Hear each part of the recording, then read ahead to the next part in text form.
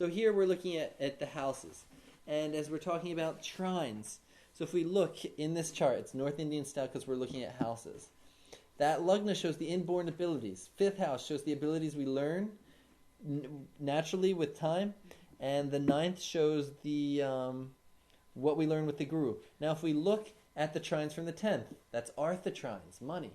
So the 10th house in the Navamsha shows what our luck is with money.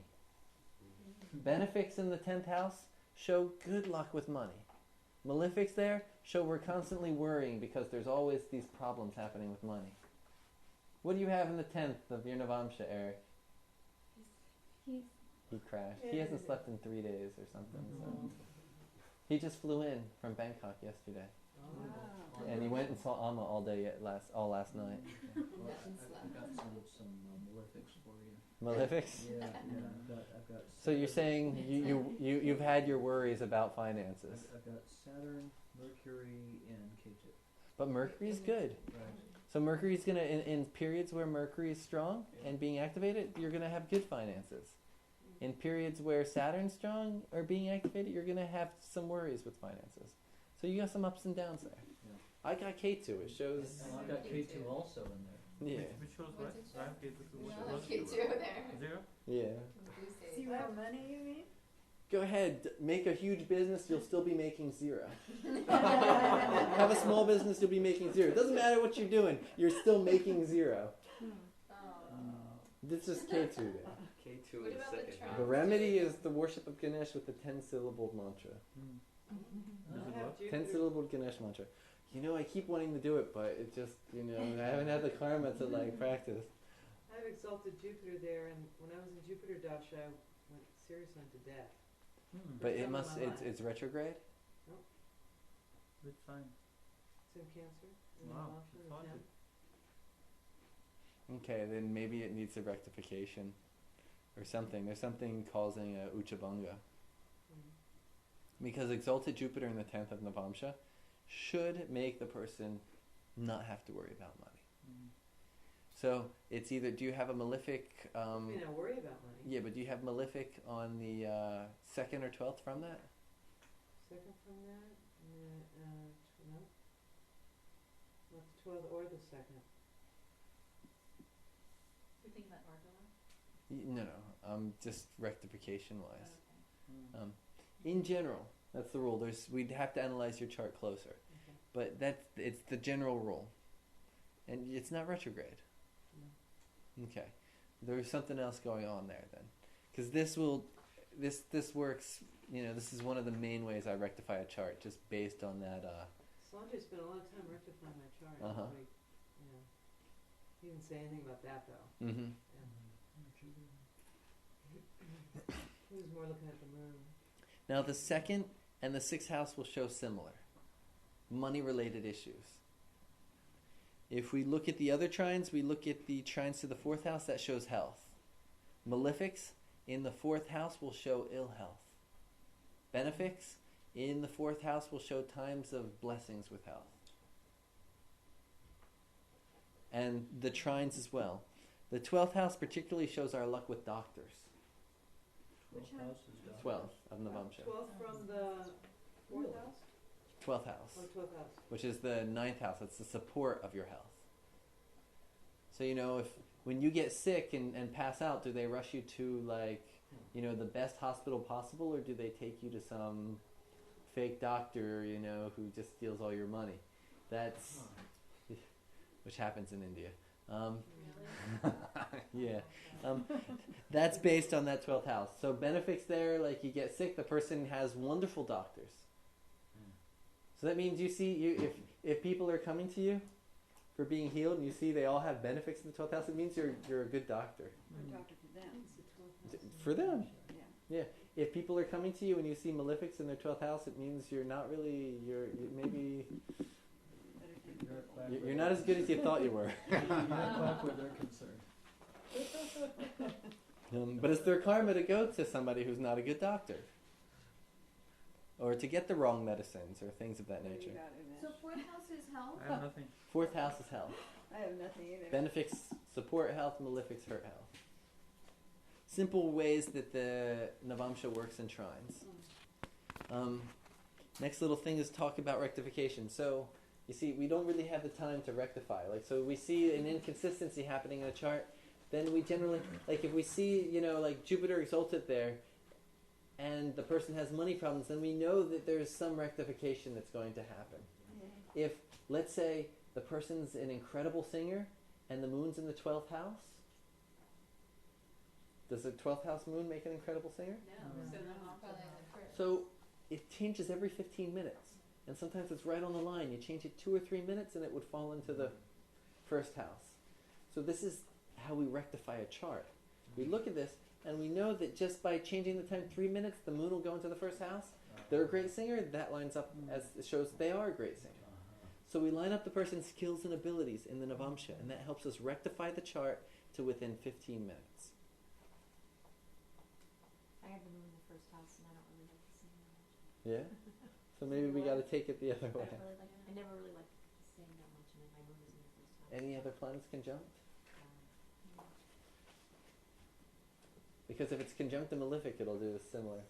But let's not go too into it. Let's not go. We got so much to cover.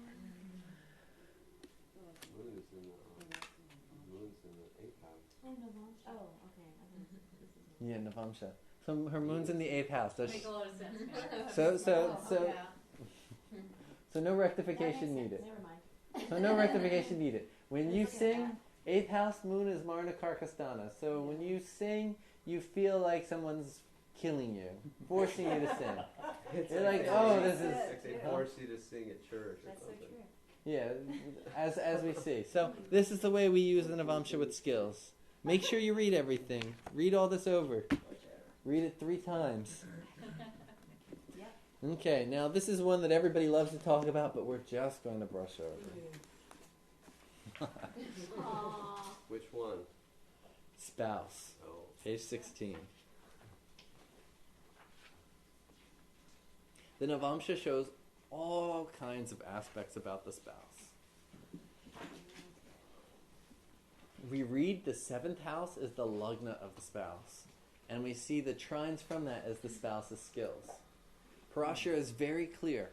He says Mercury in the 7th house makes a spouse who's very good at who's skilled in fine arts. Rahu in the 7th house will make Rahu shows a widow. Rahu shows a widow. And This is the Navamsa? Navamsha. We're only in only Navamsha. We're not looking at Rashi. Okay. We're done the Rashi for the day. We're in the Navamsha. We're going through the Varga charts. So Rahu in the 7th house will show somebody who marries somebody who's already been married, a widower, or somebody who's a foreigner. So planets in the 7th house will tell us all about the spouse. 5th and 9th house will show us the spouse's skills. Great detail about the spouse. What about the sun? Sun? Sun in the 7th house makes the partner very loved by the family and gives them great domestic abilities. Gives who? The spouse or the... The spouse. 7th house, right? 7th house is the spouse. Now, so we were talking earlier about it. So what if a person's been married 3 times? They're married to 3 different people. Each of those people are going to be different, right? So the first spouse is that 7th house. The second spouse is the 8th house from that. 8 from the 7? 8th from the 7th, which is the second house. So you read it in the same way. Any planet there will tell you about that spouse. So if Rahu's there, then the second wife is going to be a widower. What do you get in the second? Jupiter and Moon. Wow. You know what Parashara says about Jupiter Moon in the 7th? Very beautiful one. You read it, right? I just read the other one. Yeah, Parashara says Jupiter Moon in the 7th makes a very beautiful wife. So if Jupiter and Moon are in the 2nd, it means the second wife is going to be very beautiful. You have to marry a Full chicken. moon too. Marry a chicken, dump it, and then you can marry it. He's already been married. He's been married once. Dump the chicken. he dumped the chickens. You married a chick, and then you... and it was a harsh first marriage too. So What? What was your seventh house? What's in anything in the seventh? Venus and Mars. Venus and Mars. So very passionate woman, but easily angered. Easily angered. Yeah. Not passionate? Very passionate. Yeah, look at that. Maybe. Huh? I don't know. It's there. But the next one will be extremely beautiful. And the next, and let's say the wife after that, where do we go? How do we see the third wife? Eighth from that. Eighth from that, which is Nine, Yeah. number 10. almost The 10th house. Would be the ninth house. ninth house. So what if there's nothing in these in that, like in the seventh? Then we Then go take by the sign. the sign. Yeah. Oh. Yeah, the sign. The Lord of that sign will also affect very heavily. Mm. So let's say that the Lord of the ninth was Leo. Most likely the person would be a musician because it's sun, makes music, very spiritual, sun. You know, loved by the family, sun. All these significations that Parashara gives. What about Mars? Mars, As Lord of the... will be an engineer, guaranteed, nothing else. Soldier. Impossible. No. Well, They'll be an engineer, maybe a mechanic.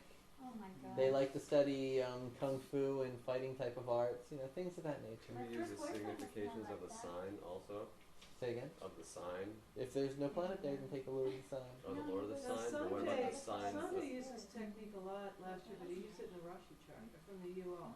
Yeah, Is that it's okay? also used from, but it's different from the Upapada. From the Upapada, it shows the status of the spouse. Upapada in Whether the, they come from a the rich Rashi? family, whether they come from a poor family, what's the situation of the marriage? It shows what the marriage is like. That's in the Rashi? Yeah. We're talking about the spouse. What are they like? Okay. Who are they? Are they an artist? You don't see that from the Upapada. You see it from the Navamsha. What about the moon? And, Excuse me. and does it have to be a technical marriage, or is there some... It has to be vivaha. It has to be... Guruji, he actually just, if you go online, he just released a paper on what's considered marriage and the 8 types of marriage. Oh, okay. That's what I want to know. He's lecturing on it right now in Serbia as we speak. So Vivaha. What about the moon? moon? Sorry. Crazy. No, it's Motherly, I thought it said beautiful. nurturing. the moon gives a beautiful person, makes the person nurturing, makes them have a melodious voice, will make them do some type of work, social work, you know, work with people. Extremely, you know, the moon had 27 wives. Popular. Fickle. Popular, make them popular. 27 wives gives them a lot of virility. I mean, to please 27 wives, you And for not them to not get upset. So can we time the breaking of marriage by using Narayana, Dasha, and Navamsha? no, No? that's marriage is based in the Rashi. Okay. This is the person and what they're like. This is the inner nature of your spouse. Hmm. What they're like, who they are. Get to know them. Whether you marry them and what the marriage is like, that's all like That's external, you know. You know, it's external reality. Who they are is different from what the marriage is. Oh, that's what it looks like. and all Upapada's that the outside marriage stuff. outside. What's it look like? Some people, they're married and they both have lovers on the other side, and they're not really. They don't even like each other, and they, you know, it's like marriage is more of a social, external thing. Or financial thing. Who the exactly. Yeah. So who the partner is, that's what we're looking at in Navamsha. Who they are, what they're like, what are their qualities. Jupiter Moon, I mean, Gejikeshwari, beautiful person. You know, deep, content, happy. So would that person have a Gajakeshwar yoga? They have to have some strong Jupiter moon? something. Their Jupiter and Moon have to be strong in their chart. Maybe not a Gejikeshwari, but there's Because after that maybe they have an exalted Jupiter, an exalted Moon, or you know, there has to be something. There's similarities. Yeah. because after I broke up with my wife, I mean I went out with a woman who had a Gajakeshwar yoga for more than a year, so I think that might qualify. So you're already hitting the 9th house now, huh? There's nothing there. So. What does K2 signify? K2 can also signify a foreigner. Mhm. Can signify, a mathematician, an astrologer. That's right. Flying spirits, really. No, I'm just knowing you. Oh, All these things of K2. I'm sorry, I missed part of it. You Just take K2 as if it was, what's K2 in your Navamsha trines? said K2's in my 8th house, but when you start Yeah, working but around the circle. in the, what's K2 in a person's trines? Oh, they're good at math. They're good at math, so you're going to have a person who's right. So that's a simple. Well, right. But good at so math the person could will be also good at math. translated to being very analytical. They can be working with Yeah. computers. Mhm. So all these significations, it's just like reading from your Navamsha Lagna, except you're reading about them. Okay. It's just, we're just applying it differently. Okay, so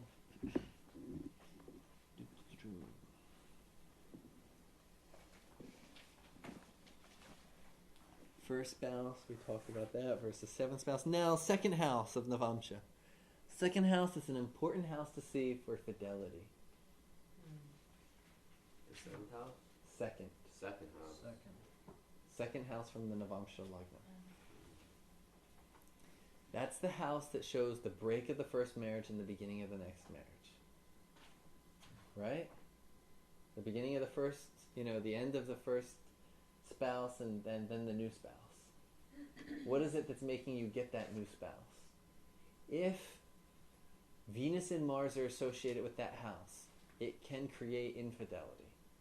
If Venus is there in a Mars sign, or Mars is there in a Venus sign, or both Mars and Venus are there. And then less strong is if just Mars is there aspected by Venus, or Venus is there aspected by Mars. What about if... The stronger the Sambandha, the more infidelity there will be. What about Rashi aspect? Rashi aspect.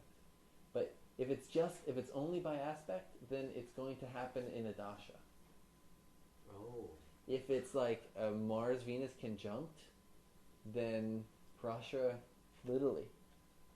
says the person will be sleeping with other people's wives till the end of their life.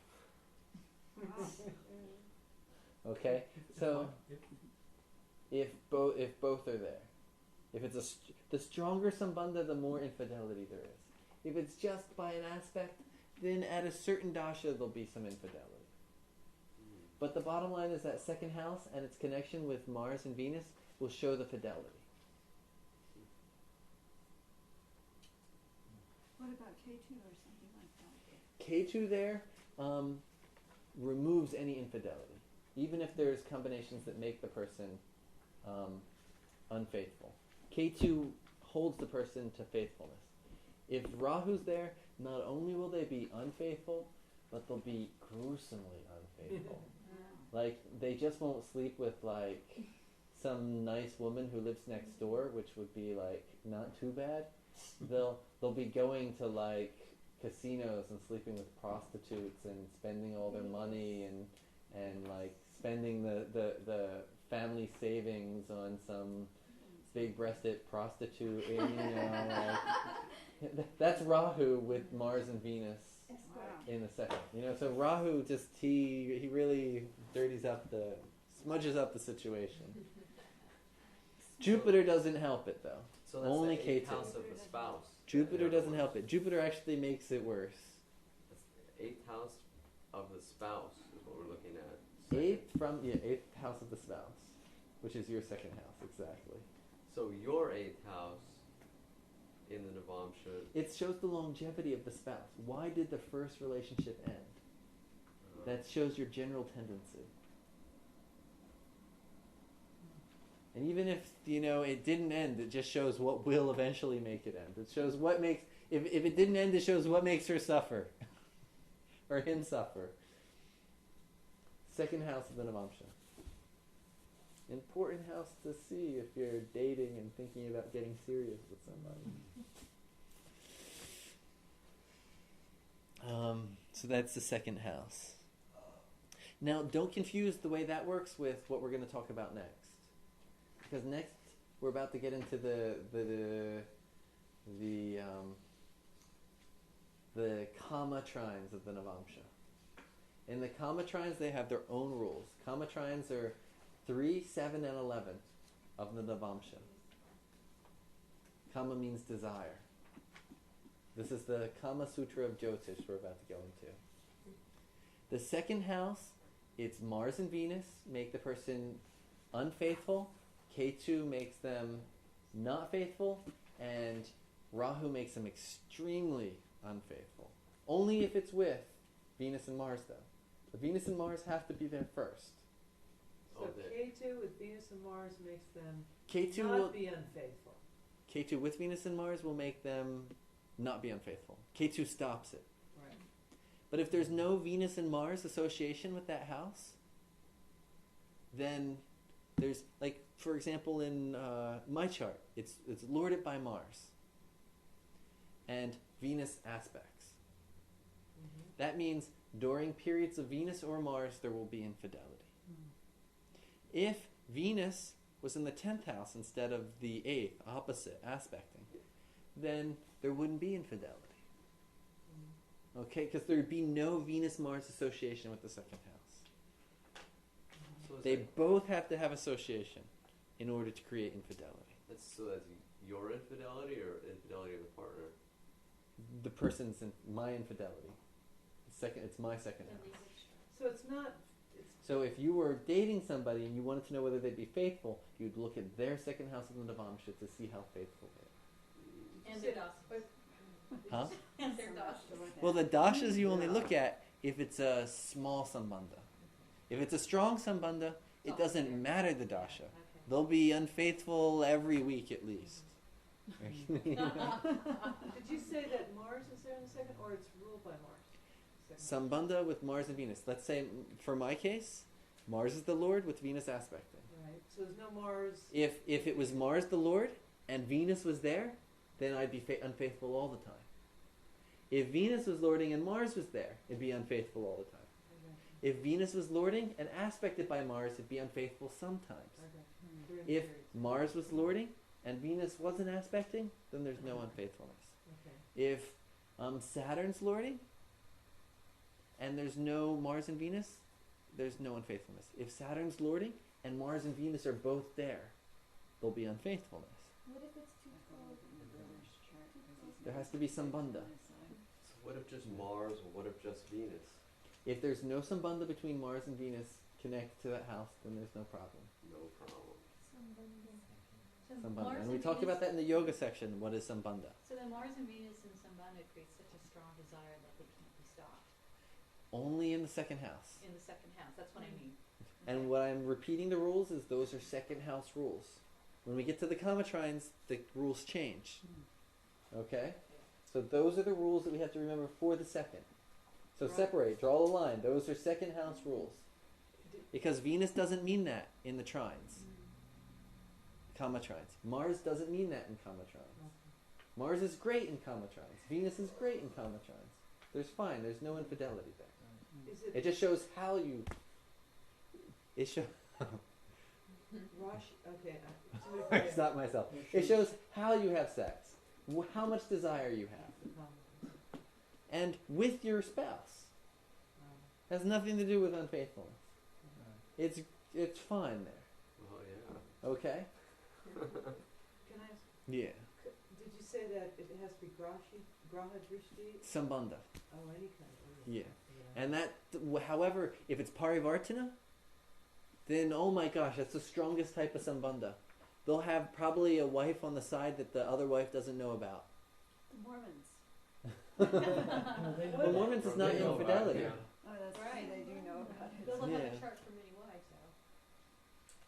What if it's Sambandhana with a planet that's okay? Aspected by. Well, no, I've got to just tell you what I have. Venus Sambandhana with Saturn, and it's opposite the second house. Who's the second house? Lord. Scorpio. So the second house is ruled by Mars Yes. and aspected by Venus.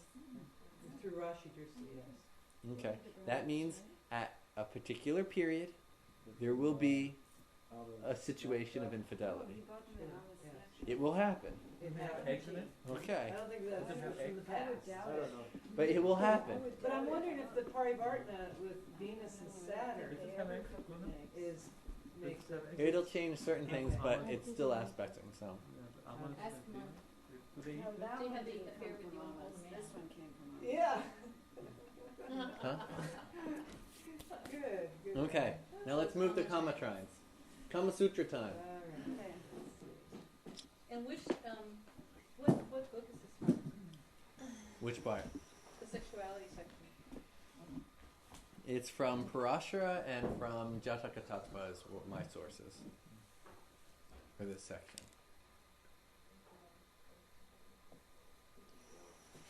Parakamcha chapter.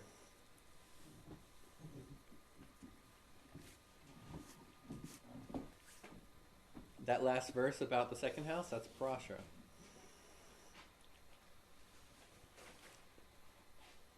So, Karaka for sexuality is Venus. We look at Venus first in the Rashi. Sattvic sign, the person only has sex because they love the person. Rajasic sign, they have sex because they, want to have pleasure. Tamasic sign, the sexual act it's the person is a sexual object. This is what Venus. This is Venus in the Rashi. So we take this knowledge into account before we start looking at all this. Whether the person has a sattvic, rajasic, or tamasic aspect on sexuality. And then keeping that in mind, then we look at the Navamsha. So is it the Lord or is it movable? The Lord. The Lord. Lord. Yeah, good call.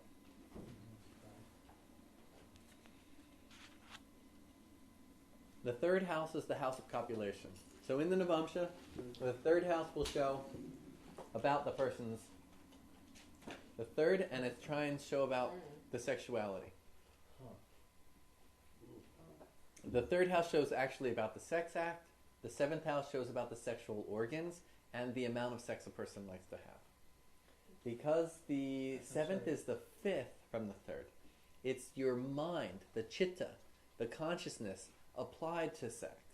So it's how much sex the person mentally wants to have. It's their desire. It's their planning, the investment of time into sex, huh? Which one is that? How many? The fifth house from the third. The fifth house from the third is the seventh And that's in the Navamsha. in the Navamsha. Okay, so that's the amount. What was the organs? The seventh is the sex. Second the is- seventh? Second is this. Second is about, that's not a Kama trine. Okay, The second just is giving us about the fidelity. okay, I'm confused now. So Okay. what are the third? Second house is fidelity. Okay, what Now are we the- covered that and we drew a line because we're talking, there's different rules applied to Kama trines. Okay, So then we go to Kama trines. right. We're looking at the third, sex, copulation. It's called Right. matuna. Right, okay. The seventh is is the mind about sex. So if, like, for example, the moon there, the person likes to have lots of sex. Okay. If Saturn is there, the person doesn't like a lot of sex. Okay. Saturn in the seventh is their mind. They're slow to warm up. It's a cold planet. It takes a long time for them to really want to have sex and, to get warmed up to it. Moon there, they're ready all the time. What about K2? K2, it's, like Saturn. What about the sun? We can't do every planet. Let's, take the concept. As I said, we're going to skim over this. What about Jupiter? You mentioned the body of Spiritual that sex, part. yeah. Seventh house. Yeah. Also, You guys Yeah. oh, both. Okay. Yeah. have sex Yep. regulation. The mind and the organ. So the organ reflects what the consciousness is about. So whatever the shape and size and smell and taste of the organ is, it relates to the consciousness of sex. As the seventh house shows how much, how often, the organ is also representative of that. So if you could actually, just like you read faces, if we lived in a non-clothing reality, then you'd also be able to look at the sexual organ and interpret how often and how much sex a person has. So size talks about capacity, huh? We didn't say capacity, because it's actually malefics. Ability. Malefics make the size larger. So, both in a man and a woman. So, What about fifth Malefics in the third? seventh. Nine. Oh, the Seven. Seventh shows the Seventh. actual Seventh. physical, Oh. yeah. let's see, I actually did the sloka here. Oh, it's not The seventh house relates to the sexual organ size, shape, taste, etc. For example, Jatakavatava says the seventh lord, Madesha, is associated with the malefic. Then the woman, Stri, will have long, dirga, vulva, vaga. So, and these are associated with man and woman. So, Oh, okay, I see what you got. so the seventh house relates to the sexual organs as well as the seventh lord. The third house, being that it is the sexual act, shows what turns a person on. So, let's say Jupiter's there, talking about truth and spirituality and dharma will actually arouse the partner. If Rahu's there, then dirty. weird stuff turns them on, okay? What about both?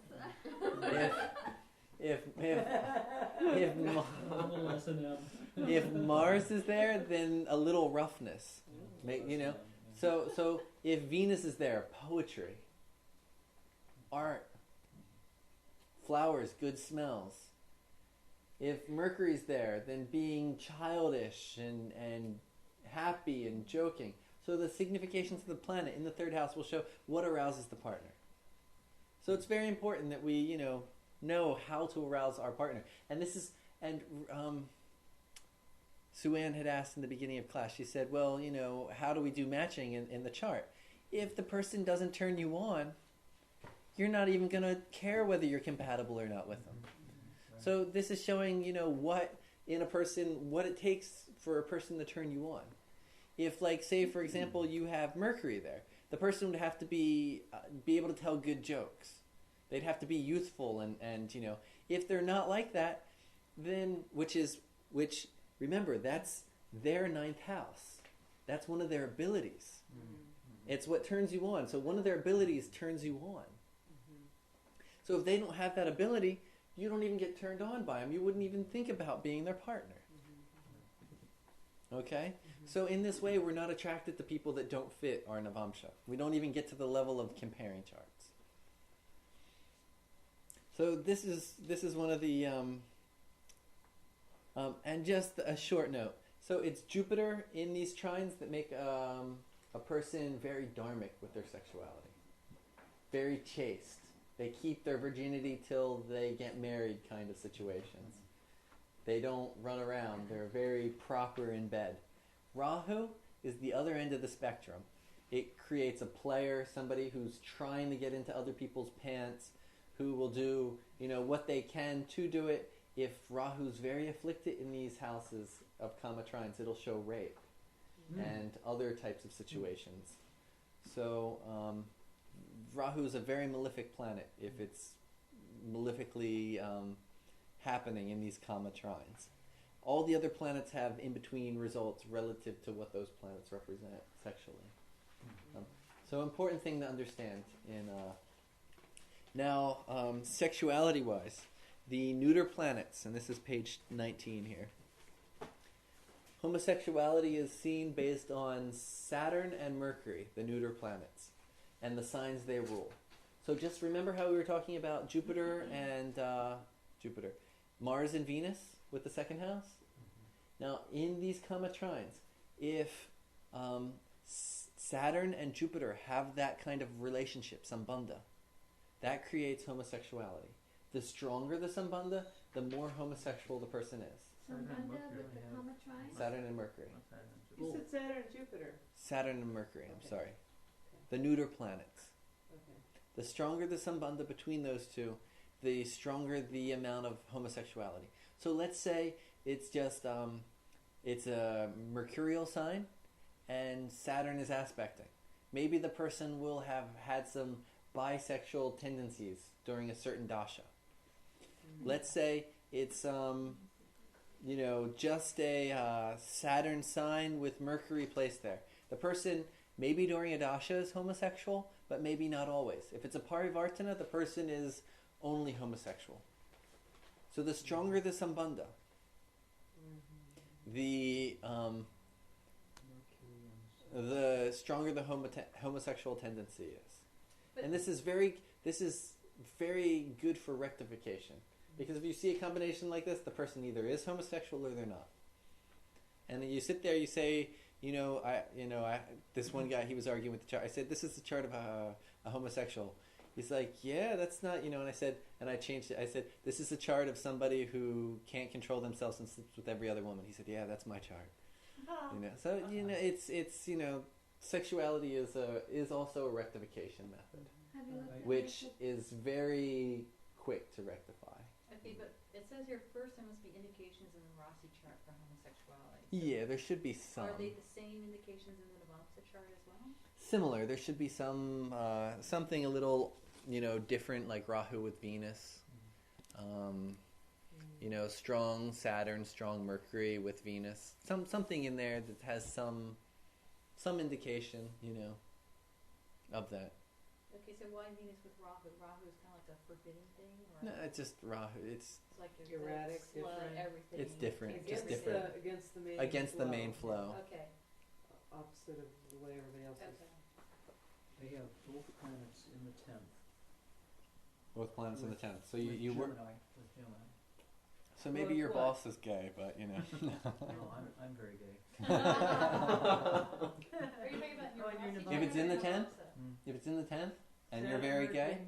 then most likely we'd have to rectify it Yeah. and move it back one sign. You think so? Yeah. Into the In the ninth. 10th, it won't make you gay. In the 11th, it would. In the also 11th has to it be, would. but it's also in the Rashi. But in the 10th house, you won't be gay. Mm. It's impossible to be gay with that in the 10th house. Put it that way. Okay. Impossible. It I has to be in guarantee the you. 11th house. It has to be in the 11th. Comatron. Or, and now this is where I don't want to get to confuse you, Mhm. but also sometimes if it goes to the 9th, it'll show that the partner's gay. Mm. And if the partner's gay, then most likely you are as well. Yeah, But not all the time. that's true. But not all the time. Always if it's in the trines to the 7th, then it's that person. Sometimes the partner's gay, but you're not gay. So it's a fine line there. But definitely has to be a rectification with that chart. Mm. Yeah. Because in the 10th, It won't. Boss is gay. yeah, well, not really. I was kind of, if that's happening in the Dashamsha, the boss will be gay. Mm. Really? Yeah. So you can apply that principle into the... Mm. And you can apply it in almost all charts. Okay. You can apply it. You can also apply it with children in the D7 and all. Okay. Saturn and Mercury. We're gonna start hunting them out. Huh? We can hunt them out now. It's a Clean up our nation. it's a really, I mean, as a rectification tool, especially in California, works great. Yeah. Being able to know what the sexuality of the person is, like in his chart, we can see that's definitely the chart's not right. Yeah. Because that has to be in a comma trine of him or his partner. Mhm. So then we got to see, do we go this way or do we go that way? So it's a wonderful rectification tool. Changing the Okay, So it's either so- irresolute or something like this. so it's 2:00. We're gonna do the Dashamsha next. We'll do the Dashamsha next. Let's take a 10-minute break. Yeah, right.